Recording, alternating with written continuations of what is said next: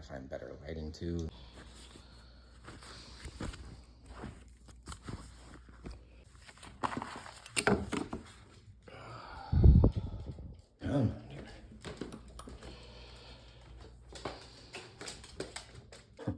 Trying to find the better lighting here. I found a ring light, so I'm in my friend's office in the basement. That's her dog that you guys saw. And I'm kind of stealing this. I just have inspiration today.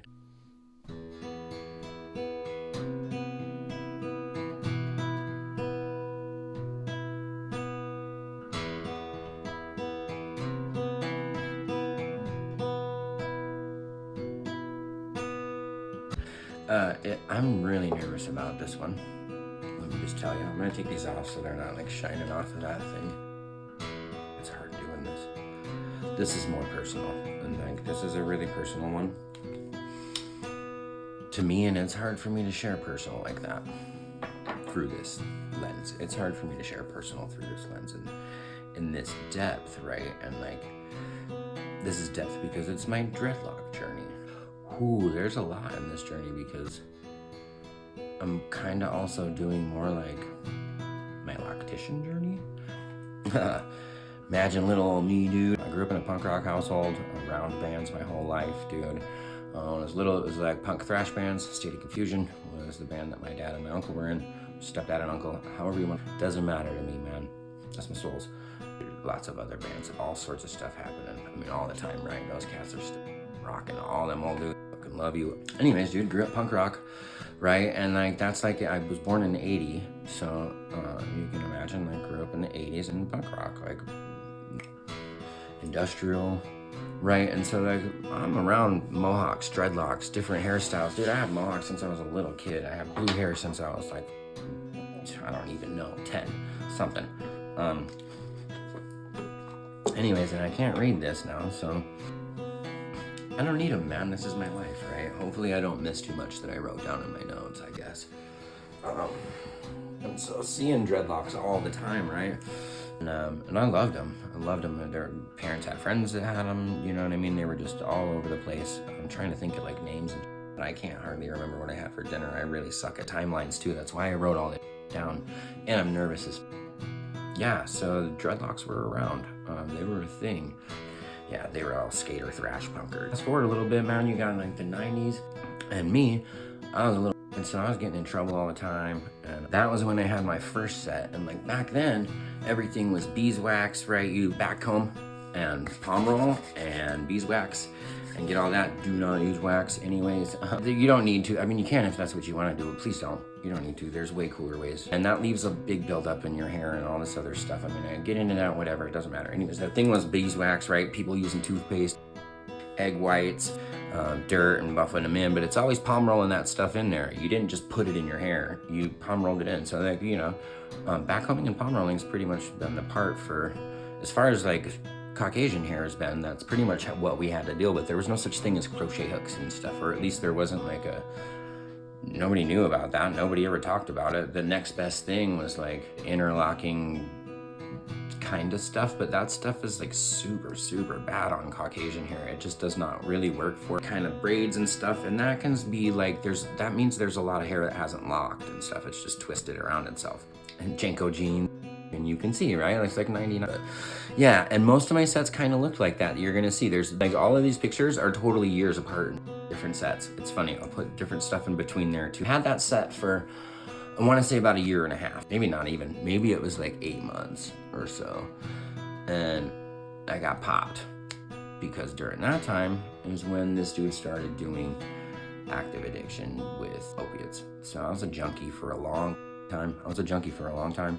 And I got clean and sober and stuff way later on, but like that's a whole different story. Anyways, in traveling in and out of jails, right? Young kid, I'm like, dude, cut your hair, let everybody go to court. They don't give a what your hair looks like, okay? Promise that, dude. I'm gonna take that out. So in and out of traveling, I took my dreads out because I was going to court, and I'm like, oh, I gotta look better. They don't care what you look like when you go to court, period. Doesn't matter what you look like. Doesn't matter if you were in regular clothes or if you're in your oranges. It don't matter. There's that, right? That was my lesson. I will never cut my hair for somebody else. I did it many a times for somebody else, and if you want to get real technical, shedding away the past or a past relationship is technically. So I guess there's been a few of those sets, but most of them during my healthy life have been all learning what I'm doing with dreads. A lot of them were me learning how to do, me figuring out how to do extensions, because I don't know anybody that's doing that. Nobody showed anybody nothing. We'll get into how I figured all that stuff out and all that stuff, but that was a lot of set, and we'll get into those. So I took that set out. Well, I always wanted to do natural stuff. So when I figured out how to do more natural thing, right? Because everyone's like, oh, you use bar soap. A whole lot of salons were like, putting your dreads in with bar soap. No, that is not what it was. The streets keep their secrets, friends. What it was is you wash your hair with bar soap because it dries your hair out, and then you wear a beanie and you rub your beanie around a bunch like this, and it creates the exact same effect that a sponge would create. I'm telling you, when I do a video on at home starting your own locks, that's probably how it's gonna be, what I found to be the best. Did that kind of a set for a long time, in and out. And I went in and out. It's hard to tell you guys this. Why? Because, man, y'all don't know that I did all this. I mean, everybody else that's around me does. The other fucking 2,000 that know me in person know me, and a bunch of those people know all about my life. So I guess it's not really that scary, right? I finally got busted for felony possession. Right? Stolen some CDs, and the cops came to question me about it, and I had some paraphernalia in my pocket, and they arrested me for possession. Felony, right? Caught me 5 years. And at first it was drug court, so in and out. So there was a set in there somewhere that came out again, and that was drug court. They do want to see you every week and blah, blah, blah. So you're gonna try to get through life the best they can, right? And like, we try to find easy ways. So I was like, the easier way is to cut my hair so the judge sees a pretty boy in front of them all the time. It didn't really matter. I wasn't ready to quit doing drugs, right? So I in and out of it a bunch of times. At some point in time around 2004, I went in and I did an in-house program in there. And I took a set out when I went in, and it wasn't because of anybody else, it's because you're in such close quarters, and I had just started that set like 4 months before that. That happened twice to me. It happened again in 2008. Just started it and brushed them out really quick, because at that point when you first start and you're palm rolling, dude, there's a lot of loose hair that still goes everywhere. And like, we're in close quarters, man, 2-man cell. And it's not like we're gonna fist fight about it or nothing, but it's just, I don't even want to worry about it, right? Like, I didn't want to put that much energy into that. There's a whole lot of other stuff that my energy needed to go to, like meditating and shit, figuring out how to survive. And I figured out a better way, and like sobriety and stuff, which is pretty cool because some people need that. It fucking helped, like, catch me some seeds for later on, for sure. It planted all sorts of seeds, man. All sorts of stuff did, which is great because today I have a fucking beautiful life, and I wouldn't change it for a thing. Those seeds got planted. When I got out, I was sober, but I didn't fucking know how to do anything because I wasn't willing to do any work on myself yet, if that makes sense. It's a little bit easier than not doing it in a sense, but it is today anyways, that's for fucking sure. When I got out, I didn't know what to do, and like me introspecting myself, but not to the full enough level to actually do the work, I'm like, I am not satisfied. What will satisfy me? I've always been creative, and I've always tried to find something to be creative at that will make me money. So I'm like, well, I know I'm not gonna be an artist, I'm gonna be starving, and I'm not gonna be a musician, I'm gonna be starving. Maybe you make it big, but it fucking hardly. So what I did, I'll go to hair school. So I went to hair school, and when I started hair school, I had started a set of dreads maybe 3 months before I started hair school. And I'm in hair school, and while I'm in hair school, we're learning about things, and so we're all kind of like, well, sober, so it's like skating, hanging out with lots of different friends. That set was growing. You can see it's like it started out spiky, and then it kept growing and growing. Because pretty soon after that, without doing any work, I was riding on the coattails of happiness of sobriety, and that didn't really do much.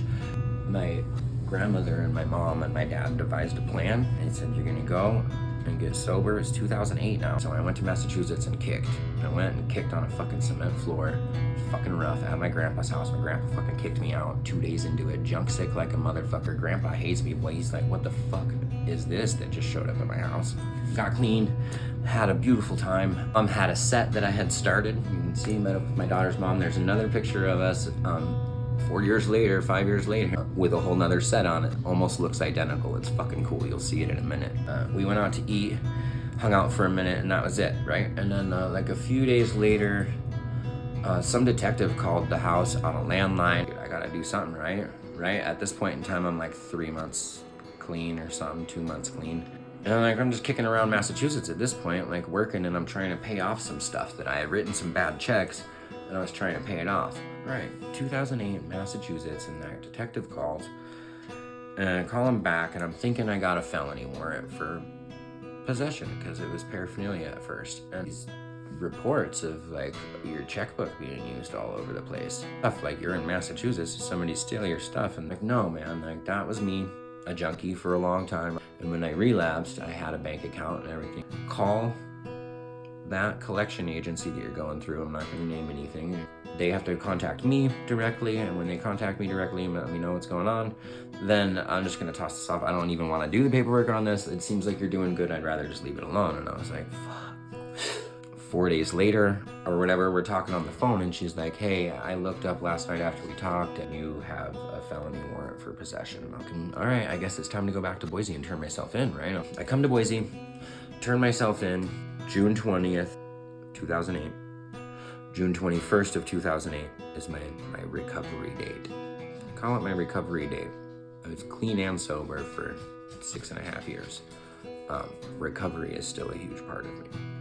June 21st, 2008 is when I decided that I'm not doing this shit anymore. And I had stuff with me, brought things with me. That morning I woke up and I decided I didn't want none of it except for a little bit of chewing tobacco, and I gave it all away. Dude said, fuck it. I don't want nothing to do with it, man. I don't even want the energy of it. That's the end of it. And I can do anything again, which is great. It gave me the life I have. So there goes that. During that time when I turned myself in, that was the set that you saw before, right? Or maybe you're seeing it right now on the video. I don't know.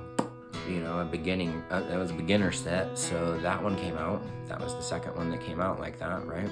I know ain't nobody bonding me out. Which is a damn good thing too. Not because prison got me clean, it's because I took the time that time to do my work. 9 years, 2 + 7. I ended up doing 3.5-ish, maybe a little bit more. They weren't gonna let me out at all, dude. I kept going in and out all the time. They were like, we're not letting you out, Mr. Fell. Having to go in front of a 5-man board. Scariest day of my life, really. I mean, except for yesterday. But anyways, yesterday was the scariest day of my life. So in front of the 5-man board, and they must have saw something because they let me out. And when I got out, I was doing all sorts of work. I barbered in that prison for 3.5 years too. And the boys taught me how to fucking sling. I got set up on the morning shift, morning crew with the brothers. So I was in a black barbershop, man. White boy, only white boy in that motherfucker. And you know, the good thing is like also natives, and I don't even want to get into stupid politics because I was never a part of it, but I was like one of the only ones that was allowed to cut native, that the natives would go to cut their hair when they were in mourning, right?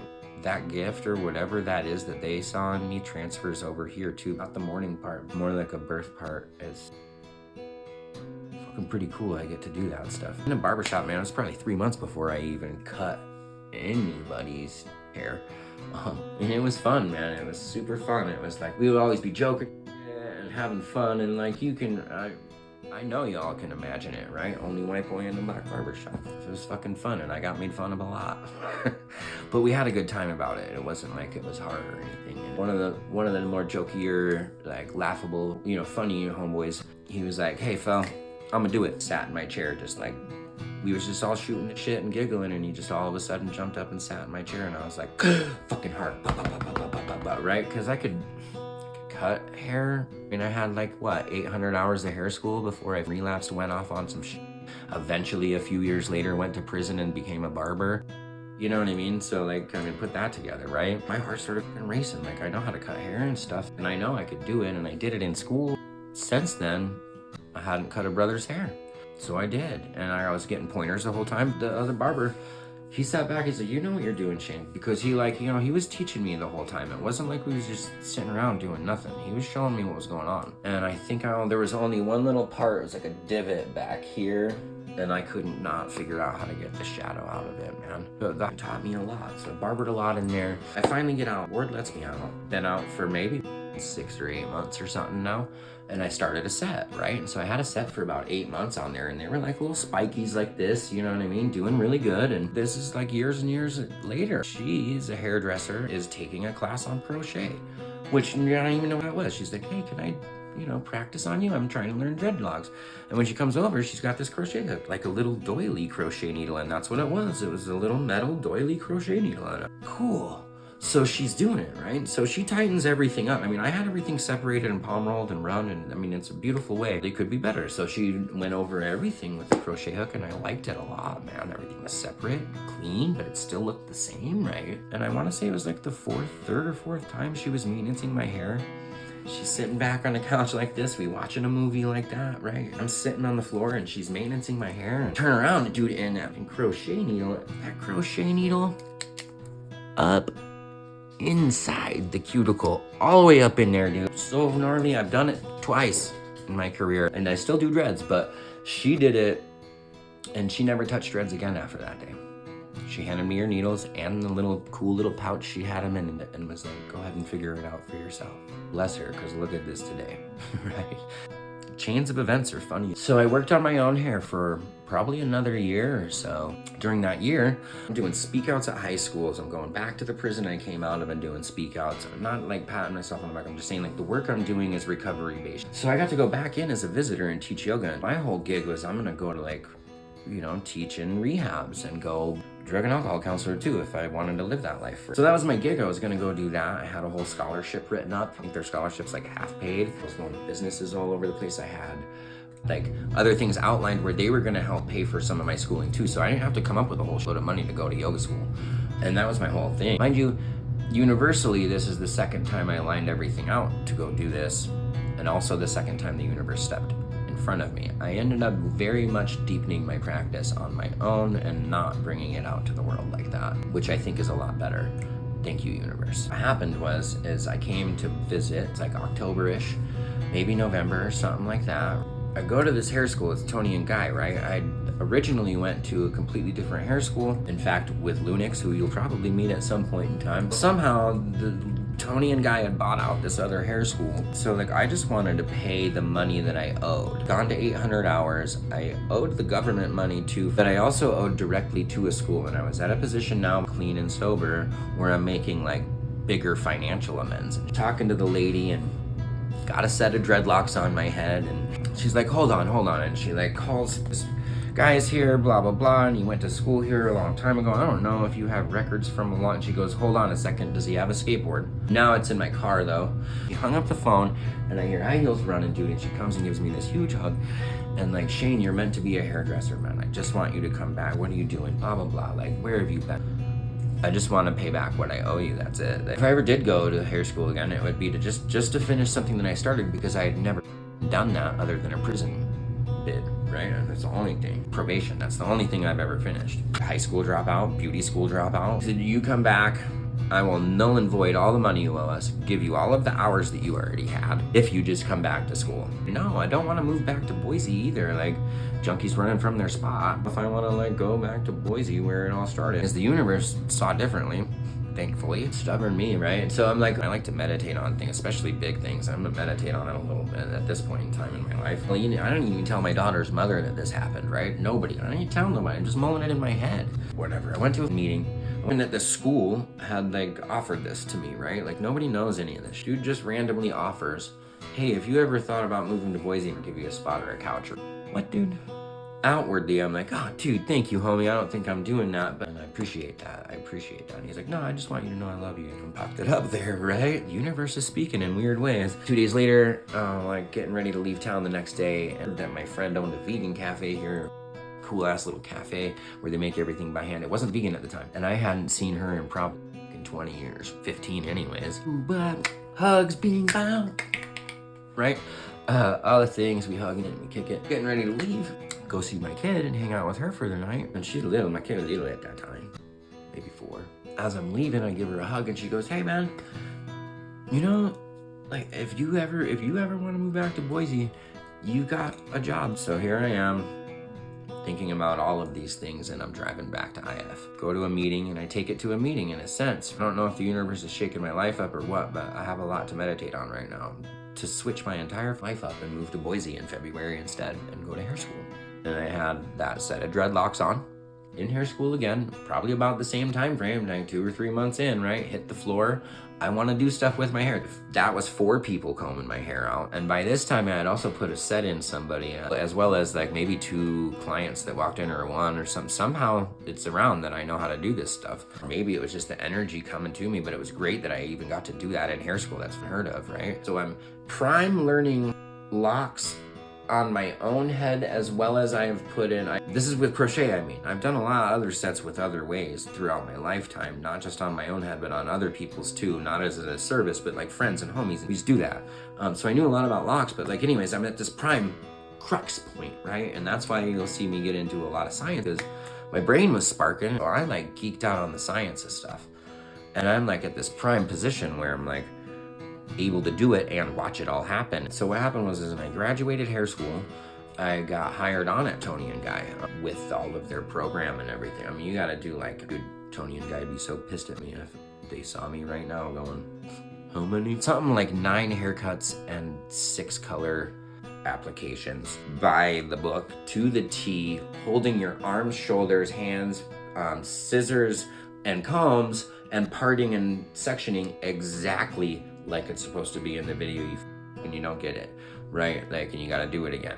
Passed all those a bunch of times, because then that's just to be considered for the job, right? You like pass all these tests to be considered for that job, and then you're like there pretty much shadowing, and like so on and so forth. Great opportunity, so I took it, right? I took this opportunity, and I'm glad I did, because it taught me a lot about conveying things to clients. There's some things to pay attention to when you're in hair school. I'm telling you, if you're in hair school right now, I am so thankful that I paid attention to these things. If they teach you things about like doing consultations with clients, how to speak with clients, what to pull from, to know the information that you're learning so that you can recite it, because like 90% of hairdressers still to this day don't tell their clients why they're using a blow dryer, what it's doing, what they're doing with it, why to use certain things. Like, I'm not talking about products so you can sell them. I'm talking about hairdressers telling them what they're doing to their hair, and what a blow dryer is doing, what a brush is doing, what the hot air is doing, what the cold air is doing, why it smooths the cuticle, what the fuck? How do you not tell your clients this stuff? That is the kind of stuff that is going to set you apart from other people if you're in school. Hopefully I didn't get on too far of a rant there. Anyways, so if you're in school, pay attention to those things, man. If they're teaching those kinds of classes, don't just be bored in the class that's teaching you how to talk to your clients. That is your livelihood. After you get out, you don't get to go to school anymore. I mean, it's true.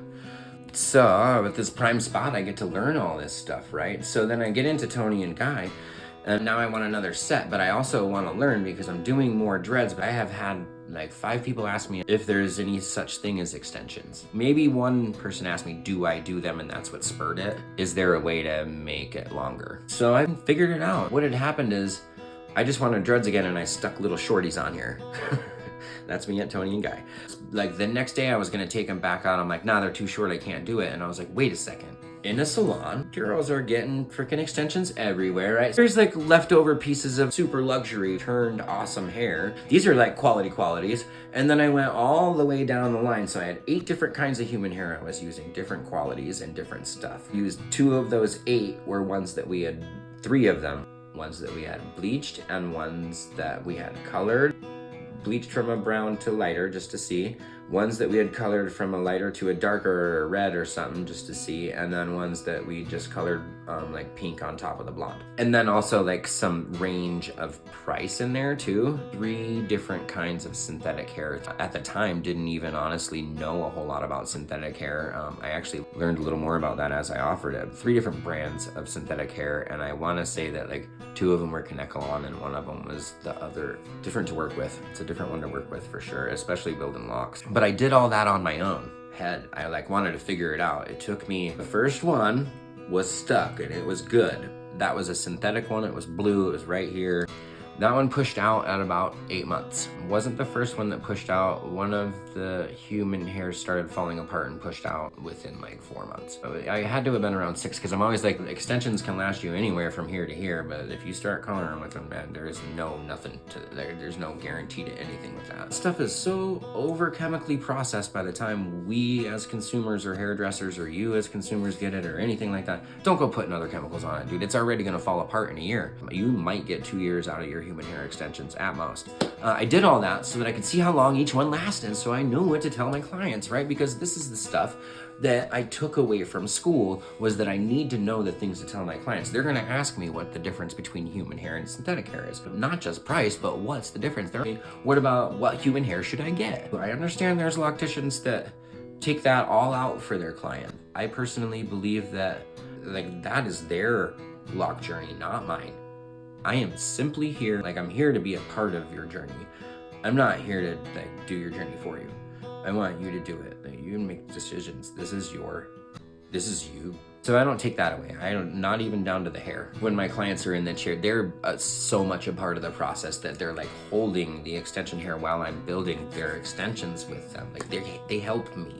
Like they're a part of their own process too. When people come to me to take their dreads out, I very, very much urge them to do it themselves, because it's such a process that like, this is your journey. I think you should close it out yourself. And if you want me to help you along with it, then would you please also do it in the chair with me so that you're a part of it, because this is your journey. All right, so I'm gonna do this one in one take because everything's gotta be spliced, because I cuss so much. And I'm learning all this stuff, and the cool thing is like, I can admit that to you guys, this one has been a huge unraveling for me, you guys, and I still have to close it out, and I haven't done it yet. So I'm gonna do this in one take, and here is what we're gonna do, right? Because like, I had to go like dial myself in really quick, put myself back together. I've been unraveling a lot of stuff through this, which is great. I freaking love it. Life works in cycles, and that's how we heal too, right? Like all of these things I've already healed a million times, right? And like, I get to do it constantly, whether like going through a bunch of hard stuff or not, right? And like, this is just a video, and I'm unraveling all sorts of stuff. It's pretty freaking cool. So anyways, the reason why is because locks hold weight, they hold energy.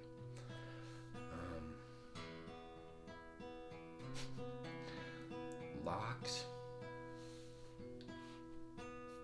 longer and further from any time than any of us were ever born or lived a life in. Locks have had a historical place in all four corners of the world. They called it the original four corners, right? Since even before that, I guess, because I'm pretty sure everything's been around for way longer than that, because that's how the fucking universe works. But there goes that word again. I'm gonna really dial that in. So, as the universe works this way,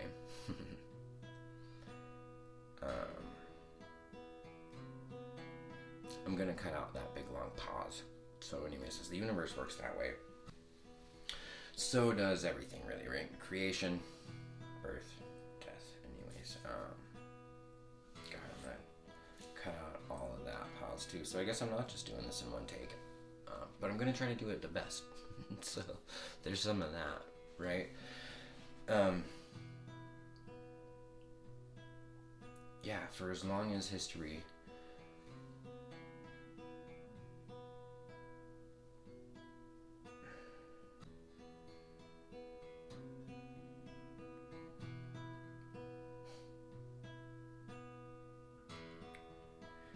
I don't need to give you guys a history lesson. That's a different video, man. These to me hold energy. We work with this energy constantly. It runs through us. It runs through this whole universe. Hair holds energy. I mean, whether you want to believe that dreadlocks do or not, it doesn't really matter. Hair does. We go through many energetic purges with hair. Oftentimes it's cutting it in mourning. As you've heard it before, this happens in a lot of cultures. The thing is that, and then not only that, but there's so much to be said for where dreadlocks sit in history and throughout energetic history in that way.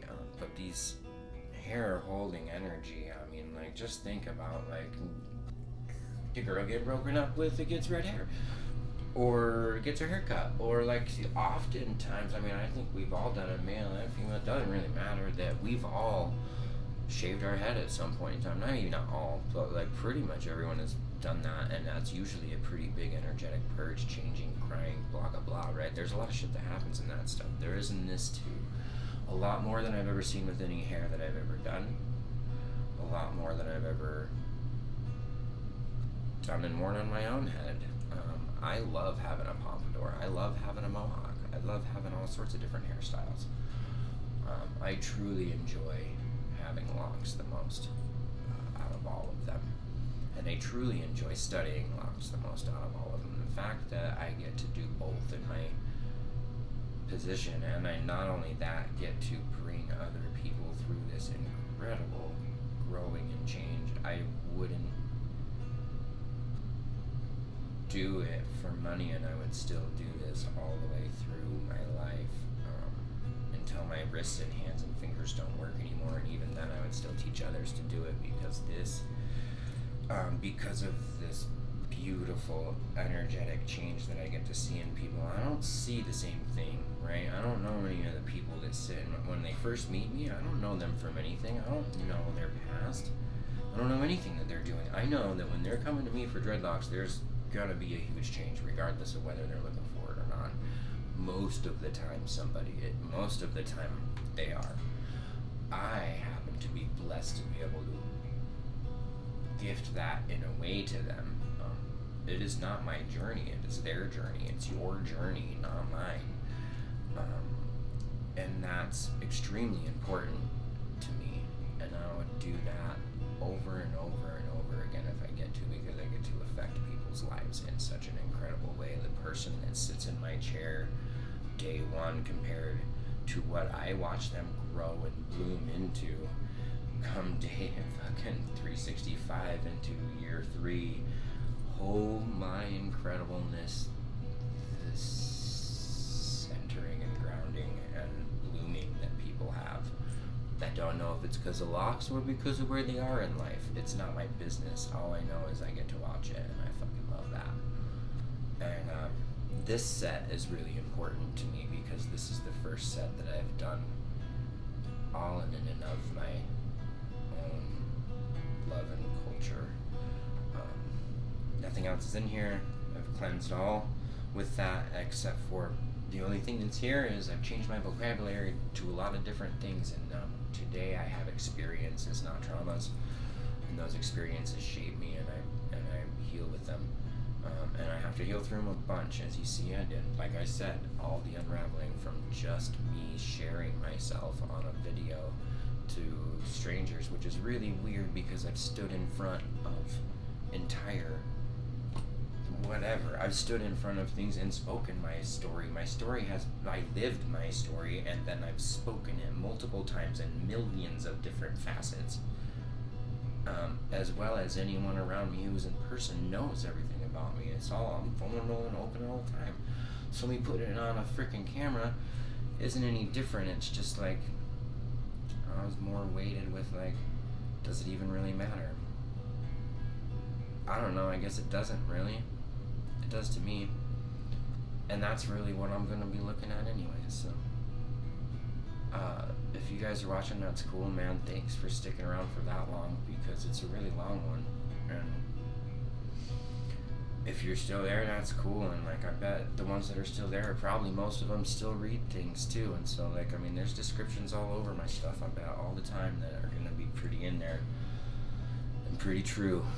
So, to me, my truths, as well as mostly everything I've learned. This is just my story of stuff, right? So, like, whatever. Thanks for sticking around for that, or even watching that deep, because my true part of why I'm really having a hard time with this one, is because I don't know if humanity has it to really watch something long enough to get to know somebody, or even stop on the side of the street and get to know the person they see, or get to know the people that they meet, or the person at the teller at the store, or even talk to them for a second while they're smoking outside, or anything, man. And that bleeds into, like, would you even watch this long enough to get to know me? Would you even give up to know me? Look at that, I didn't even say the word, right? I'm getting better, man. Like I said, and that's only 2 days, right? Like, we get to work on ourselves, we get to get better all the time. And I hope that I'm always learning and growing and changing. That's important to me too. Either way, man, all this stuff is beautiful to me, and I'm thankful that this is my life. And whatever, and I'll get better at bringing this stuff to you. But there's my story. Sticking to it. Okay, love you. Bye. Heard that one before.